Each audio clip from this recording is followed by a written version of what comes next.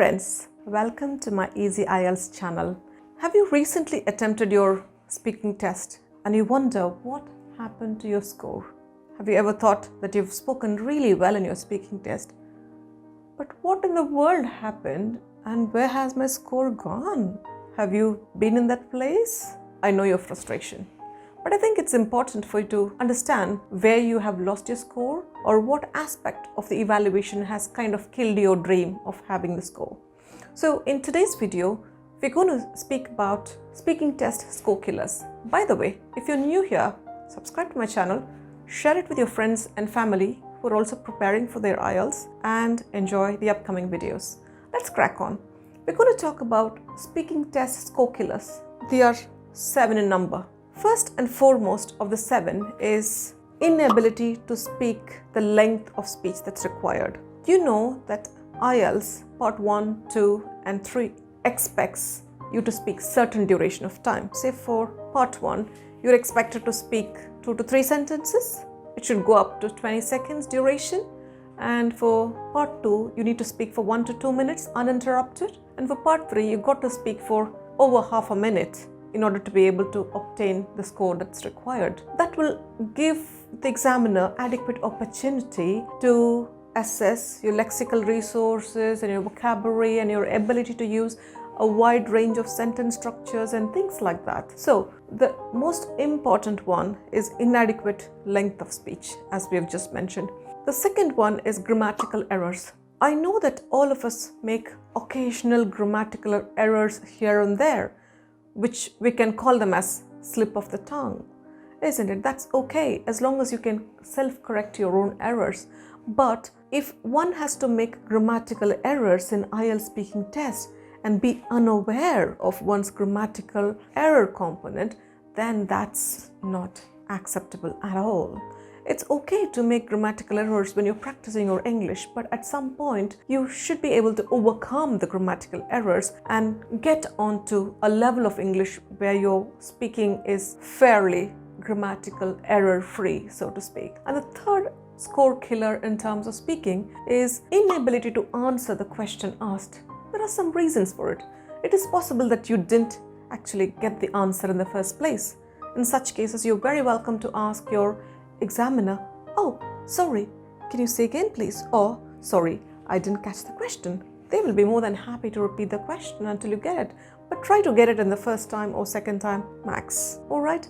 And so if you get the answer right, you will be able to answer the question appropriately and hence fulfill the criteria to be able to tick that particular box to have the required score. And the next one is your inability to organize your answers. I know in speaking test part 2, you already have a cue card with aspects based on which you can organize your answers. But your ability to organize your answers should be reflected in your part 1 and part 3 as well alongside part 2. For example, in your part 1, you have a question like, describe the place that you live in now. You can start off saying that I live in a 2-bedroom beautiful apartment which is located amidst very essential and popular amenities of the locality. And it has 2 bedrooms, a beautiful kitchen, lovely living room, and a beautiful balcony. The best part of my living space is that the interiors are impeccable in their standard, and we have a roof garden above my flat. So then you're taking your examiner to the locality. The examiner can see that your living place is amidst these facilities, and you have 2 living rooms, a kitchen and a lovely living room and a balcony. Like, the examiner can see you as you articulated because you organized it really well, isn't it? So you should be able to organize your answer and the listener should be able to see what you mean. And the next score killer is lack of fluency. It's okay not to be able to speak like X number of words in a minute. That's not the criteria. The criteria is that you need to have a comfortable flow of speech or the speed of the delivery of your words. So you should be able to speak in a normal pace. Some of us are naturally fast speakers, some of us are slow speakers. It doesn't matter. As long as it's within the limits of acceptable pace of speech, it should be all right. So, but you need to try and be as fluent as possible. And the next score killer is lack of clarity. It could be because of lack of clear voice. Do anything that's needed, whether it's warm water or whatever you would like to do.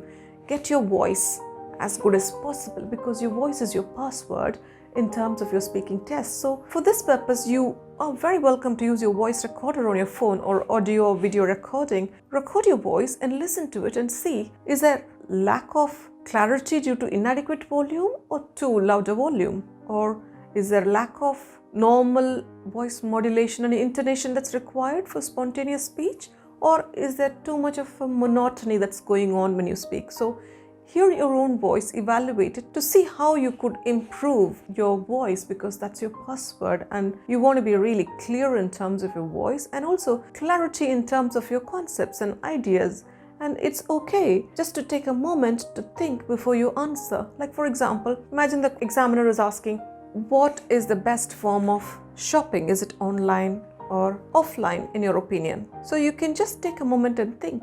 In my opinion, online shopping is as beneficial as offline shopping, and so on and so forth. So it's okay to take those couple of seconds or couple of moments just to think what was asked and how you're going to organize your answers and how you're going to deliver it with the perfect clarity feasible at the time. So it is important that you maintain the clarity. And lastly, the most common score killer is inadequate vocabulary. What the examiner doesn't want is you having to repeat the same words time and again. Instead, they are looking for your ability to use a wide range of vocabulary in terms of different grammatical sentence structures and so on, tense forms, adjectives, verbs, nouns, and all of these things that are essential and which adds to the vocabulary of the person. And you are meant to have a good collection of vocabulary. Don't worry, when you're subscribed to my channel, you're going to have a bucket list of your vocabulary that you need in terms of your English language skills that you're going to use in terms of your speaking and also writing components of your IELTS.